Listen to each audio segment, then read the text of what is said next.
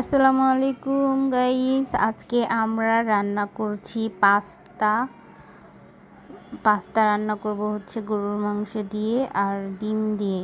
কিভাবে রান্না করি আসেন দেখে যান ভিডিওতে। আমার বোন হচ্ছে মাংসগুলো পেঁয়াজ মরিচের সাথে একটু ভাজলো, এখন টমেটো দিয়ে দিল। তারপরে কি কি দেই দেখে নিন। এখন হচ্ছে একটু লবণ দিচ্ছে, একটু হলুদের গুঁড়ো,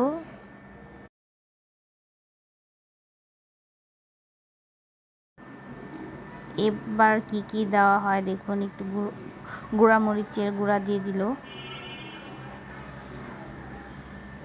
এটা হচ্ছে আমাদের টুনটুনি আর হচ্ছে জোয়া, দুইটা হচ্ছে ভাগ্নি আর আমরা হচ্ছে দুই বোন রান্না করছি।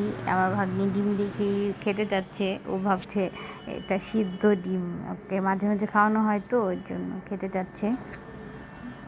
দেখেন জোয়াকে খাইয়ে দিবে, ওই ওর পছন্দের লোককে এখন ডিমটা খাওয়াতে যাচ্ছে।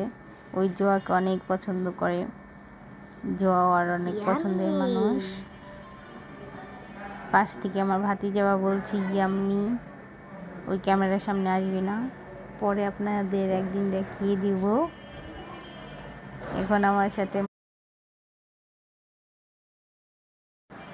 আমার সাথে মারামারি করছে টুনটুনি।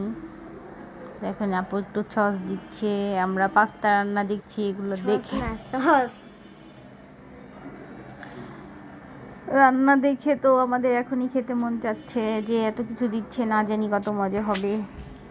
তারপর দেখি কি হয়, রান্না শেষ হোক তারপরে আমরা খাবো, দেখি কীরকম মজা হয়। তো আপনারা জানাবেন কমেন্টে কেমন হচ্ছে রান্না, সবাই জানাবেন। যদিও ভালো করে ভিডিও করতে পারছি না, প্রথম ভিডিও করছি তো এরকম। আপনারা সবাই সাপোর্ট করবেন, পাশে থাকবেন, সাবস্ক্রাইব করবেন, লাইক করবেন, কমেন্ট করবেন। আশা করি আপনারা আমাদের পাশে থাকবেন।